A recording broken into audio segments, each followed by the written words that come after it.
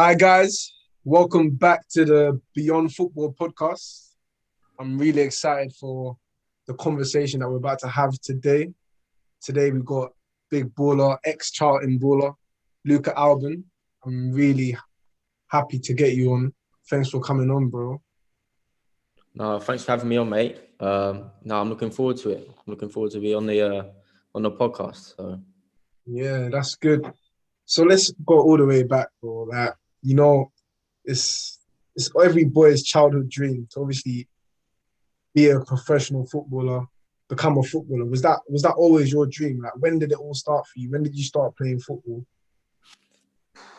I started since the day I could walk, pretty much, and had a ball at my feet every day, really. Then, and I was just playing for my local team when I was must have been about 4 or 5, playing with I Started don't know, early, yeah. yeah, like 4 or 5, playing with boys who are older than me, obviously. So I don't think you start until I don't think it's a team until you're 7 or 8, something like that. Yeah. So my first team was Lee Ramblers, that's a local team near me. And Mm. then I was just playing for them for fun, really. And I was just playing football for fun. And then I got scouted for Spurs when I was sort of 8. And I so I went and trialed there and got signed there. Mm. So you Um, got scouted from young. Yeah. When I was probably 8 or 9, I was playing all different teams. I was sort of just trialing. When you're that age, you sort of go to Yeah. everyone, if you know what I mean. So I was at West Ham for a bit. I was at uh, Arsenal for a bit, Tottenham, Mm. just a bit of everywhere, really. You know what I mean? Because I was so young. But then I signed for Spurs when I was 8. Yeah, I was about 8. So that's where it How all started. how was that process? Like, obviously, from such a young age, you've been into the football, trialing at all those clubs. Like, how was all of that for you? Like, were you able to properly enjoy your childhood, or did you just have so much focus on football, getting into academy, getting scouted and everything?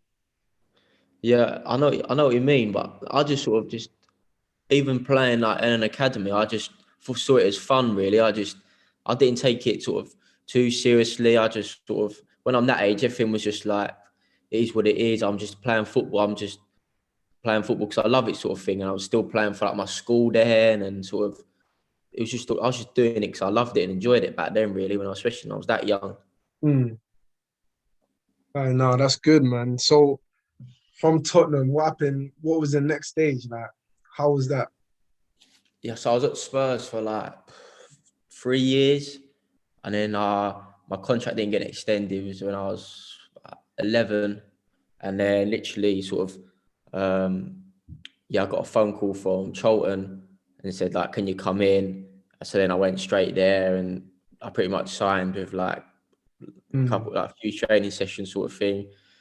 And then You're a I was big. baller like that, yeah. Yeah, yeah. Now, when I went to Charlton, they didn't have many players at the time. They Mm. had I think they only had about I don't know, maybe 10, 10 or 14 players, not many. So I was Yeah, I got there, and obviously at Spurs they have bare players. You know what I yeah, mean? They have players, yeah, trust. 20 plus, because you have two teams. Back then you're playing 6, 7 aside, isn't it? Yeah, So trust. they had bare players, and then then I went to Charlton. Literally, like I said, I think I played one game, and then they signed me. Mm. So that was I was right at the end of the under-11 season, sort of thing. So Mm. then I was at Charlton pretty much from under-11s or under-12, sort of uh, up until recently. So I just turned Yeah, 19. So yeah, that's good, man. So being at that academy system, you've been in the academy system since obviously you started playing since you were young. Like, during that, did you ever feel pressure to make it, pressure from maybe your family and everything? Because obviously being at that system, being at that such a high level, did you ever feel any pressures?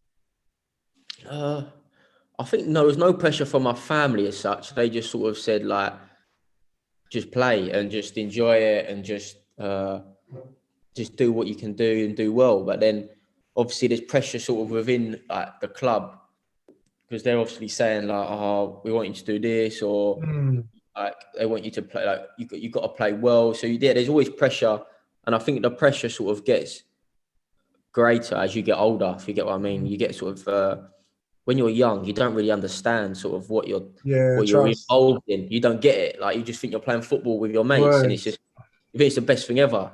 But then Words. like even when like I left, well, I was not at Spurs. I didn't know what happened really. It was just like I was only 11. Like I can't even remember it really. That's why I don't really. But now once you get to like 16, when you get a scholar, then it's like, you know, you see players who don't get a scholar, and you think like, and then you get one, and you go full time, and it's like the pressure starts to get more and more and more. So then you're like, I've got like, I'm playing, like, I'm fighting for my place against all these other players, or I want to be in the 23s, and there's all these other players, or even first team.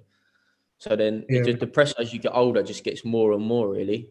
Nah, yeah, it's true, bro. Like, I feel like that I've just been having this idea, like it's been coming to mind, like when we're young, like football's marketed to like the younger generation or to young boys as something that's so beautiful and so like pleasant. But obviously there's a deeper side to it. Like the reality of it is not all nice like that. You get? Yeah. I think it's misunderstood sort of what football players go through, and sort of I think everyone thinks being a football player is the best thing ever. Words. Trust me, it ain't.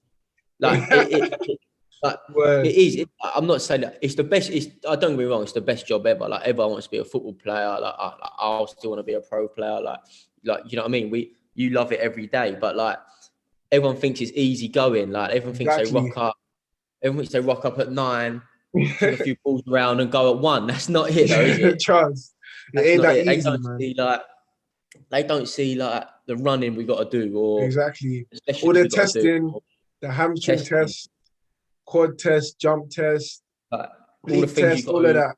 Yeah, all the things you got to like sacrifice, like your diet. Your diet's got to be mad. Like you can't eat like, or going out with your mates. Like you can't go out with your mates on like on a Friday or never. You just got to sort of just do your own thing, sort of thing. And with that, like you can lose mates along the way. That's why it's tough. Yeah. And you miss out. That's why I was asking. Like, I feel like, do you feel like going into the academy system from like a young age, does it make you like grow up quicker? Like you have to just you're not able to like enjoy your childhood as much. That's why I was trying to ask that. Like, did you feel like? Yeah, I know what you mean, but I didn't fully feel that because I didn't. As I said, I didn't take it like too seriously. I sort of just went with the flow and see what happened. That's good, but man. It's easy to sort of, you can lose out on your childhood if you get too hooked up on it, because you're so like you're in the system. You're like going training 3, 4, 5 times a week. But so I know what you're saying, but for me, I didn't try to look at it in that way, because you can easily get sort of bogged down about it, sort of thing. Yeah, no, it's true, bro. But that whole idea I was just thinking about, I was just like a lot of guys, like every young boy, they're just thinking like, oh yeah, all I need to do is just do this and that, and then I'll just be living life, making it, get to the Premier League, make money and that. But the harsh reality of so many people's journeys is just not all in that straight line. Like there's a lot of bumps, just a lot of struggles, a lot of like just serious things that goes on behind the scenes that a lot of people don't know about. Yeah. There's so many things that people don't understand that comes with like trying to be a football player and being a football player. People just see all the good things and don't see all the challenges that they have to go through to get to where they are. That's just what I'm trying to obviously highlight through this podcast, man. Because it's not easy, man. No, trust me, it ain't.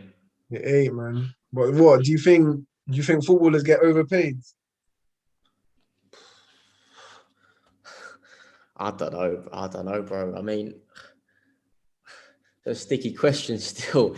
Like, I don't think so, because I think people always think of like the top 5% who are on hundreds and hundreds of thousands. Don't get me wrong. Like, I don't know, whatever, like Messi and Ronaldo on, it's stupid. It is stupid. Like, I don't even know. Yeah, But trust. the average football player, I reckon he's not on like that much. Do you know what I mean? I Yeah, reckon he's, trust. I don't Not know. all footballers are making millions like that. Yeah, Like exactly. you Like get I family reckon, members that once they hear you're a footballer, like even when you're a scholar, they just think that, oh yeah, you're going clear, like you got bread for days, like but it's not yeah, like that.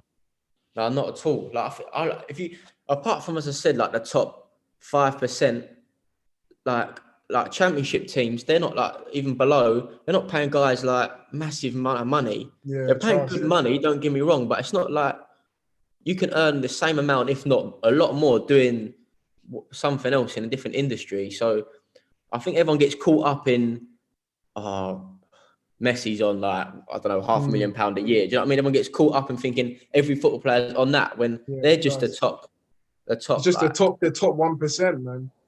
But yeah, even those top 1%, I feel like they don't get over. Well, you could argue, but I feel like I don't feel like they get overpaid because they're getting paid for the skill and obviously the sacrifices that they've had to make over the year to get to that level. So they're getting paid because they can produce a skill or they can like do something in football where not many other people can do that, innit? yeah. And they're Not probably like, the amount of money they're earning clubs for it. Do you know what I mean? exactly, yeah, If Messi scores a hattie against someone in the Champions League, like Barca probably get like, I don't exactly. know, 500,000 prize money or something. Do you know what I mean? Yeah. So all the money he's on to do what he does, he's probably Mm, just making him the money back anyway. So yeah, word. No, it's mad. So you're at Charlton now, like growing up, like how was that? Like going through the ranks, everything, like was it all smooth or did you have any like struggles, setbacks uh from like under 11s, going up the ranks to like yes, recently? obviously I got there and it was sort of difficult at the start. I would say like because obviously I was a new signing, I was a new player, so I didn't really know any of the players. And I think it took me like a year to sort of settle in. And then once I was sort of in, um, yeah, it was like everything was going well, really. Like under like 13s, 14s, 15s, I was playing like in a year above, Mm. like even 2 years above some weeks. So I was playing well. I like got called up for like an England camp, Yeah, so I was doing I well in seen that. that. Yeah, that's Um, hard. yeah, I was playing with some serious guys like Mason Greenwood at my camp, Bukayo Mm. Saka, Bobby Duncan. Yeah, I had some serious guys. And then it was just me Yeah, from Charlton. I was like the only player from Charlton, and I was like, had all these yeah. players like who are serious players now. Do you know what I mean? So I that remember I was experience, there. that England camp, like, yeah, go true. Sorry, I cut No, you yeah, off. I remember I was there. Right? We played like a friendly game against someone. I can't remember. I think it might have been like even like a university team, but like Yeah, them yeah, first them team sort of ones. Yeah, And we was only like, I don't know, 14, something like that. And we battered them like 7-1 or something. But Greenwood, yeah, I think he scored a hattie. And yeah. uh, and he took a free kick with his right foot, top bins, free kick with his left foot, top bins. I've never seen nothing like it. I was Nah, like, oh my. been too No, fake from day, man. yeah, no, he's a joke. Like, he's a joke, but he probably don't remember me now. Nah, yeah, it's mad, man. Like No, during yeah. when you're at that England Cup and everything, like because you were from like Charlton, which is considered obviously like, maybe like they see it as like a lower team compared to where they're at. Like, did they like treat you differently or anything? What, the coaches or the players? The players, yeah. Um, Based on that.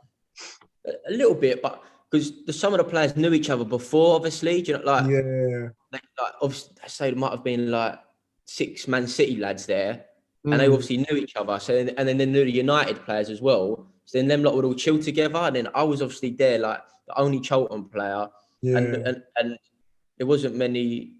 Um, so they sort of stuck with themselves because they knew their mates with them already. So I Mm, sort of had to sort of make mates with like, well, I was mates with everyone, but like you sort of like I'd hang around with sort of Peter's like, I'm just trying to think now, like from Reading and stuff like that, and yeah.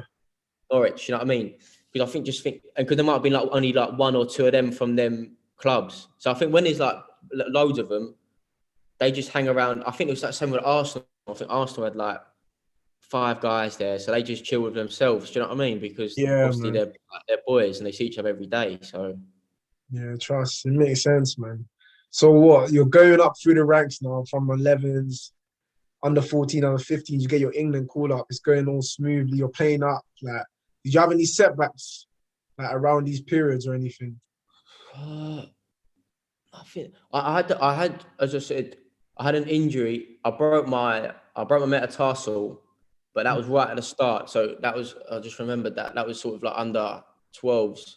So like as I said, the first year or two was difficult, a bit more Yeah, difficult because I was just getting used to playing at Charlton, and I think I broke my foot, so I was out for say a few months. But then I was, when it got to like 13s, 14s, 15s, I was flying, and then obviously I got my scholar. Um, and then I found my scholar first year a little bit difficult, going in full time. And then we had quite a lot of midfield players as well. So like my chances were quite limited. Because obviously once you yeah, go scholar, you have like your first year and your second year, didn't you? yeah. The year above, yeah, it's difficult. That's like similar to what happened to me as well when I was a first year scholar. It's peak. Yeah, yeah. So there's quite a lot of players, isn't there? Like in Yeah, 18. So it's then peak. I didn't But play as much as I breaking wanted. like, so you got injured, you broke your metatarsal like at 12. Like, how was that? Like, at such a young age, obviously, and quite a serious injury, man.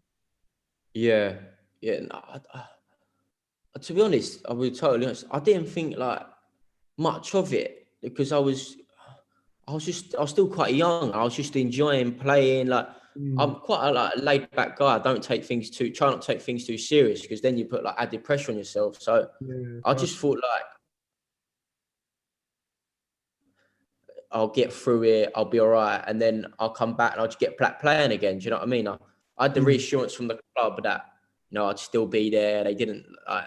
I think my contract. I think I had quite a longish contract when I was that age, so I knew I was sort of comfortable. Like I'd still be there, say, the next year or so many years. So that didn't worry me in terms of like maybe letting me go, so didn't play.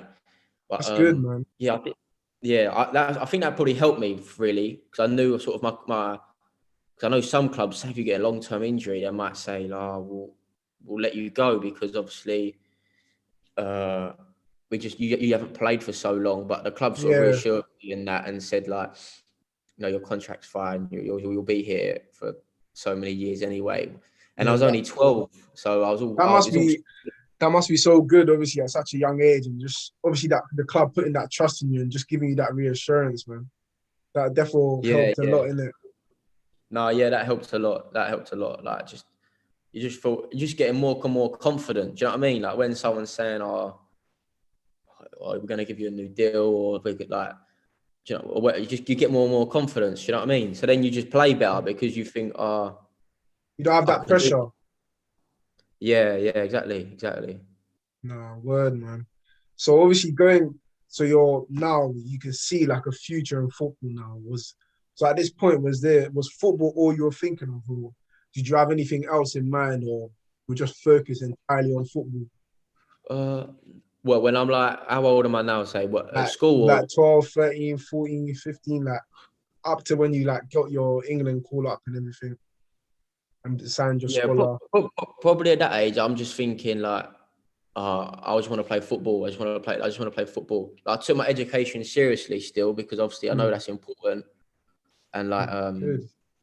I'm quite bright as well, so I took that quite seriously. But I always wanted to play football. That was like the main thing, like just football. And I went to like it was called Harris Academy Greenwich. That was like associated with Charlton, so Yeah. that like helped my football and my education because I'd play football every day, but I'd still have my education. So I used to do school up until like lunchtime, Mm, and then leave and then go and play like training, like day release.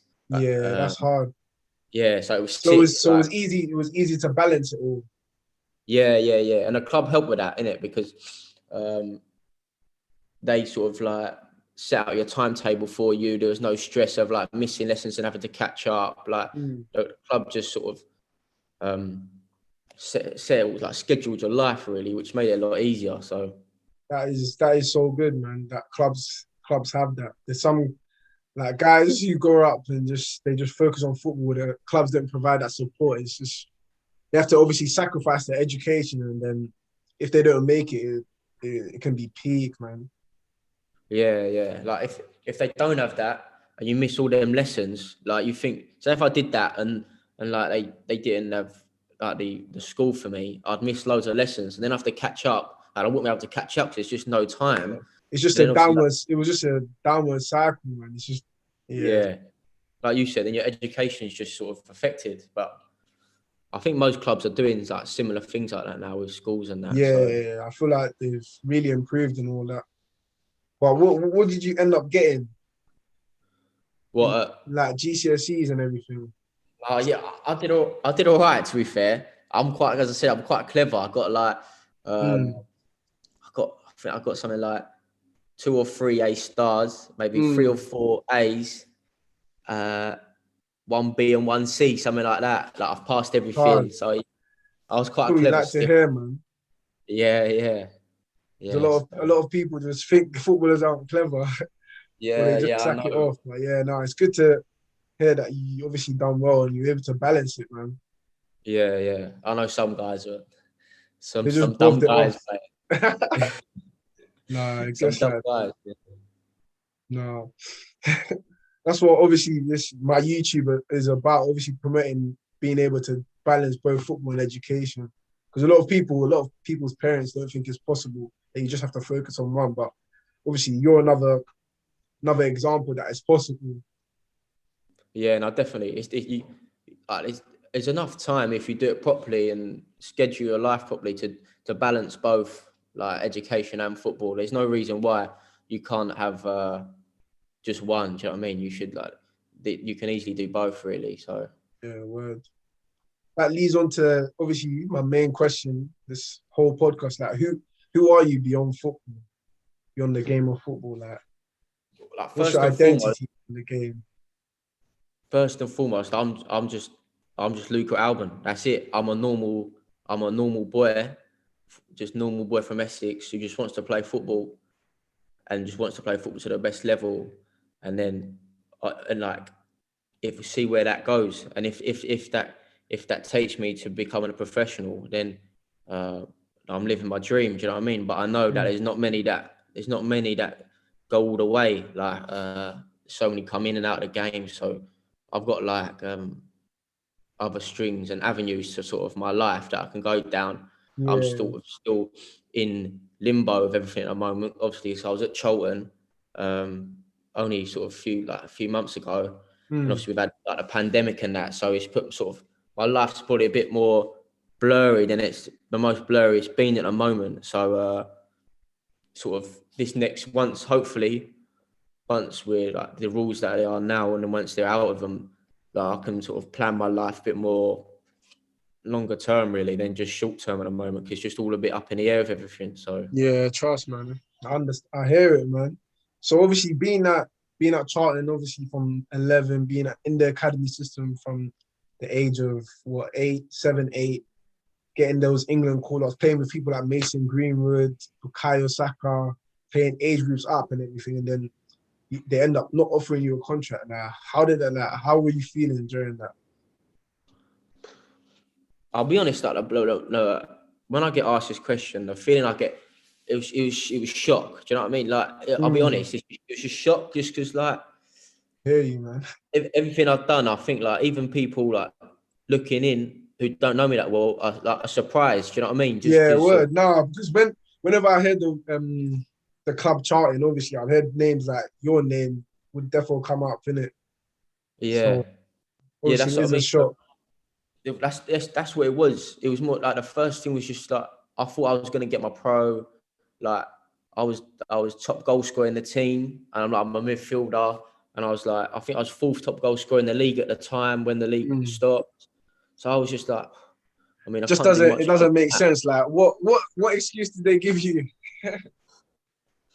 Well, they give it like a bit of the budget one. Like obviously they had COVID and Yeah, Charlton were only a League One. They just got relegated at the time, so that yeah. didn't help. But then they said like, oh, we got a lot of midfield players in the years above. And like I said, I knew you had loads of midfield players, but that doesn't like. I still felt that I did enough. How good I did that season to give me a pro, because I know the midfield players they had are good, and they're a few years older than me, like 21, 2, and they're in and around the first team. But still, I thought I did enough to deserve. Word. You know. So it's so crazy. Like you go in every day, like you're grafting as a scholar, as a schoolboy, doing your education, everything. You're grafting, you're putting in the work, and then you're scoring goals. You're making assists, top goal scorer on your team as a midfielder. Like, what more do they want you to do? Do you understand? Yeah, that was my frustration. Like I was just like, just tell me what I could have done, and then if you give me a valid reason, then that's fair enough. Do you know what I mean? But I just felt like I couldn't have done anything more than I did. Like if you said at the start of the season, "Oh, you're going to have this season," I thought, "Oh, that's calm." Do you know what I mean? Top goal scorer, week in, week out, never get dropped. Do you know what I mean? Vice captain. I just like I thought I'd be all right, but it is what it is. That's the mad side of the game, man. Like you could do everything right, but you're not guaranteed to obviously make it. Like there's many different things that control like what happens at the end of the day, man. It's so mad. Yeah, there's so many things out of your control. And I think the thing is, like, everyone has got to realise it's just a game of opinions. That's all football is. It's just like one guy might think you're the best player, another guy might think you're dead. But I feel like it's more than a game of it. You just got to don't get too high and don't get too low, and just sort of just keep being consistent and just keep going along. Yeah, word, man. But I feel like it's more than a game of opinions. Like I see football. Football is a business, man. It is a business, and there's politics in it, and there's an ugly side of it that obviously I was trying to explain earlier. That obviously the younger generation don't know of, but obviously we've obviously had glimpses of it and experienced it. Yeah, football's turned into more and more of a like it's a business now. Like the amount of money involved, and like you said, the politics behind it. Like there's so much more to just playing. Like there's just so much more to just playing the game, training, and even playing well. Like you think, like decisions are made, and you think that don't add up. But then there's a reason, but there is a reason behind that, but you just don't know it. Exactly, and the reason behind that, like, it's out of your control. Like, there's favoritism, there's just like agents, there's different stuff that behind the scenes that it's just so crazy, isn't it? Yeah, it's almost undescribable. Like the things like we know, like in our head, like you said, like agents, the players, the coaches, like who they like, all these people involved in it do affect it massively. Do you know what I mean? So. And they use the player can't do anything about it. Exactly.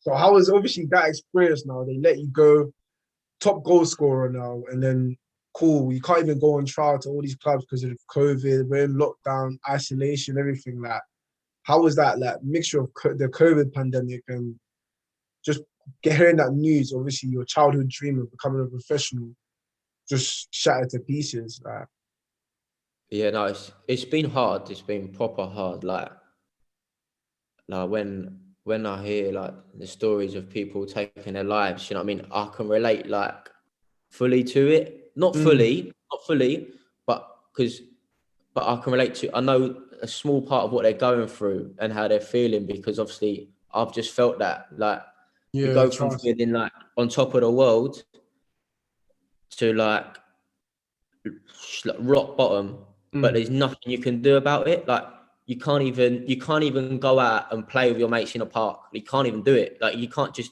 can't go play football. So like there's no you can't do what you love, and obviously you love doing that. So when I'm like it's like it's tough. It's been a tough year for like anyone who's been released. Do you know what I mean? I think it's been tough. I think you just got to be mentally strong and try and get through it as best as you can. And then, I mean, eventually your time will come. Like you will get another chance. You just got to sort of hang in there and don't let it slip, because it's easy to slip. So if you have 1 month of not keeping fit or not training or whatever, Mm. you'll be off the pace. Do you know what I mean? Yeah, word, man. Bro, Because all the guys who so are good playing that you every have day, that mentality, man.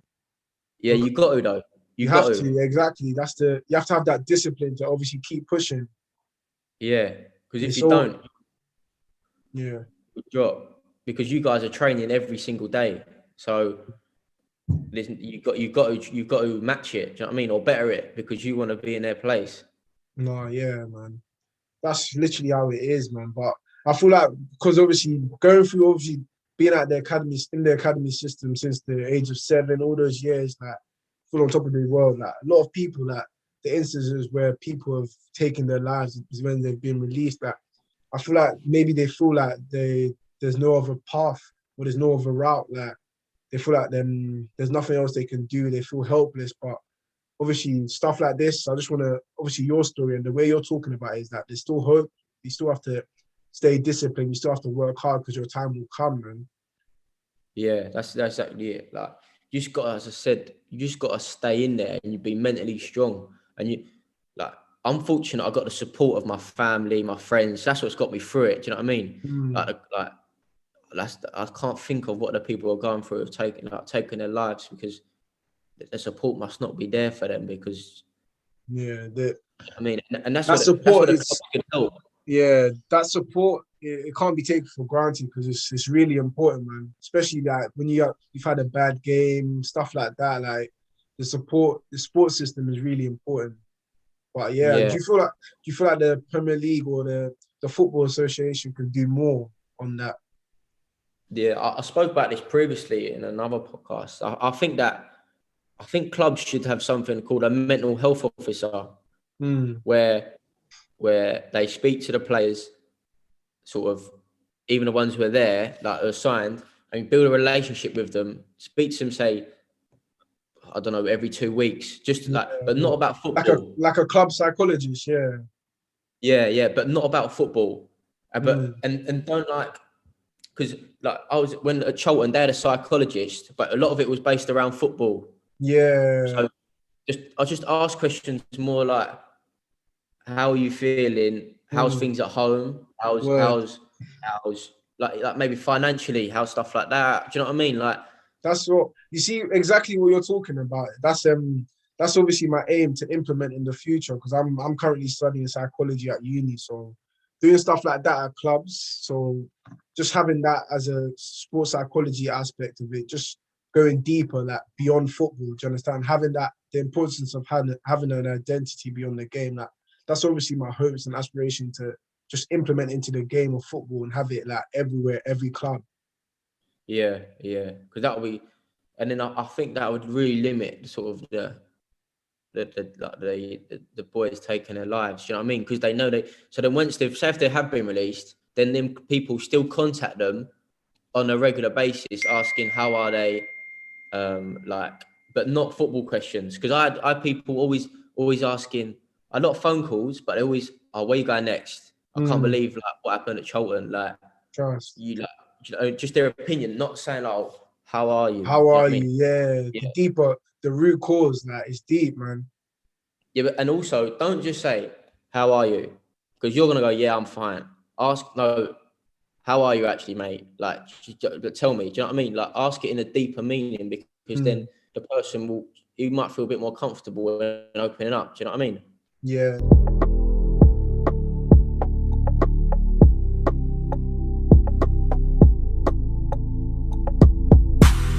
yeah. No, I hear it, man. But I feel like it is really, really necessary for clubs to like have like sessions on players like having an identity beyond the game because they can't just be like too like consumed by the football and just be like have that as all they are and all they've got because that's what obviously causes situations like those that we were talking about. Like that's why I'm just trying to raise awareness But because I yeah, no, know but a lot of guys they go to training, they come home, maybe bang PS4 for hours and hours. Next day, wake up, do the same thing. They got nothing else going on. So obviously, by the time maybe when it's taken away from them, maybe they get a big injury or they're released or something. They literally have nothing else. So and it just gets so sad, and it can cause depression and everything. Yeah, yeah. Because also, like, all their friends are in that same circle, so they've got no friends who are like Elsewhere, exactly. outside of football. That's what I'm fortunate. Like, I've got my mates just from locally, like who are not like, some of them can't even kick a ball, but they're like my good mates. Yeah, Just because, like, we do other things. Do you know what I mean? Like, together, and that's important, because if you haven't got that, you'll feel like you've got no one. Like, that's what I was saying about the exactly. support. And that's where what you were saying at the start. When you get in a system and you're in it for that long, you'll lose all your friends, and then Exactly. once you're out of the system, you've got no one. Mm. And that's all, having those friends outside football, that's all part of your identity beyond football, isn't it? Yeah, no, definitely. That's what make them people make you the person you are away from football. Do you know what I mean? So, Exactly. No, it's deep, man. Like, that's just bringing me to the question where I want to ask, like, why do players struggle to make something out of themselves once they've been released from a club? So, I think, I don't know. I don't fully know, because obviously I'm going through it myself now. But I think everyone sort of, like, when you're a football player, everyone sort of gasses you up a bit, don't they? Oh, yeah, you're a baller. trust. Oh, you've got this. You're Oh, part of you've this got, bubble. I was yeah, talking to my friend Sam as well. You're part of this bubble that you don't really see out of. That's literally it. yeah, yeah. That's it. Like, you got, like, everyone thinks that you're not normal almost. Like, oh my, like, that's Luca, he plays for Charlton. Like, do you know what I mean? Or that's like whoever he plays for. Do you know what I mean? And Yeah, they word. think, he's got money, he's got this, he got, do you know what I mean? He's got, and they don't like see him as a sort of a normal person, when that's all they are. But they're Exactly. no different to you. So I think, like, people get so hyped up on, like, as I think the players get so like sort of gassed of being like, oh, In I've got the all this. academy. Yeah, like I've got the attention. Like, I've got like so many followers on Insta. I've got like Mm, mm, mm. all everything. Do you know what I mean? And then when Word. football stops, I'm like normal, and I've got no one's gassing me up, or I've got nothing Mm. to put on my Insta, or I've got like, Trust. you know what I mean, or like, I've got nothing to put on my Snap. Do you know what I mean? Something like that. And they think Nah, it's literally, bro. It's those. that's Nah, it's crazy. yeah, that's what I think. That's what people think. They get like the highs of football. It's hard to replicate them highs, because like So it's there's not what? much. So it's like a dopamine release. They no longer get that dopamine release that gives them that excitement and everything from obviously that attention they Yeah, get, all of that. Yeah, nah, that's deep, man. I never thought of it like that.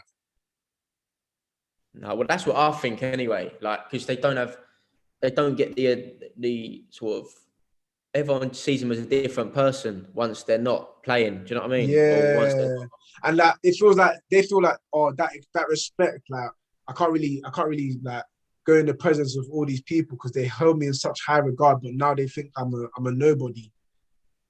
yeah, yeah. But And I even feel you as like, a person, yeah, go ahead, go on. go ahead, go ahead. Now, even you as a person, that feel like you're less confident, because you've gone from being like, oh, like, everyone likes me, I'm the guy, sort of thing, to Yeah, like, was it like, I'm just normal now? Do you know what I mean? fast, bro. But I feel like that's the thing. Like in them situations, you need to understand that there's life beyond football.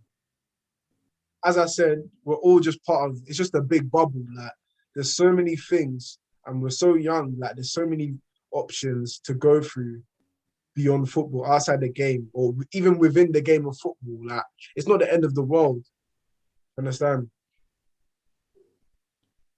Yeah, no, that's true. It's not. There's so much more to life than just football. Do you know what I mean? Like, even if you do have a career, it ends at like 35 or whenever, and you've still got your whole life to live and do something different. So it's not Exactly. just like, you can't just think life's just about being a baller. Do you know what I mean?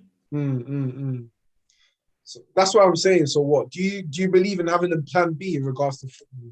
Because I know I hear a lot of people when they hear that I do uni alongside football, and they were like, "Oh, isn't that going to distract you from like like being successful in your football? Do you not believe in your football like wholeheartedly in that, or what do you think?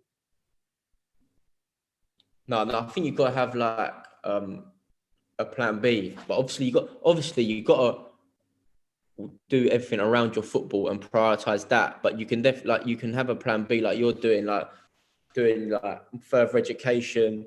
But your education can never stop. So once you've done like your GCSEs, then do your BTEC, then do some A levels. You know what I mean? And then do a masters or whatever, and then just like get all the qualifications that you need or whatever you want to do, and then once your football career stops, whenever that is, you've got something to fall back on in terms of on your CV. You know? Exactly. Football career is not that long at all. So. Exactly, man. Nah, man, it's been good, bro. Like, I know for a fact that just the people who are going through the same things that you're going through, they're feeling the same way. But I feel like them hearing your journey and hearing your mentality, I feel like that will encourage them and motivate them as well. They're not alone. Do you understand? Yeah, no. Everyone. Like, it's been a tough couple of years, even for a few people, and like people have been let go. It's even been like even worse. I've gone through it. So, but if you've got any issues, just speak about it. Don't let it stay on your mind, and then just know that things will get better, and stay mentally strong through the tough times. Because like, well, if you get through them tough times, there'll be better times on after that. Like, And if there's you light at the end of the tunnel. like the ones who can stay in there, yeah, exactly. The ones who can stay in there, they've got a chance. You know what I mean? They've got a chance of making it in whatever they want to do. So, Word, bro. Nah, thank you, man, for coming on, man. I hope, obviously, we've inspired a couple of people, showing people the behind the scenes. And, bro, I just wish you all the best, man, because obviously you got the mentality. I know you got the skill, everything. So next club, hopefully, next couple of months, we're hearing some good news, bro. yeah. No, cheers, bro. Thanks for having me on. No, it's been good laughing that. So thanks for having me on, and God bless to everyone. Peace, man.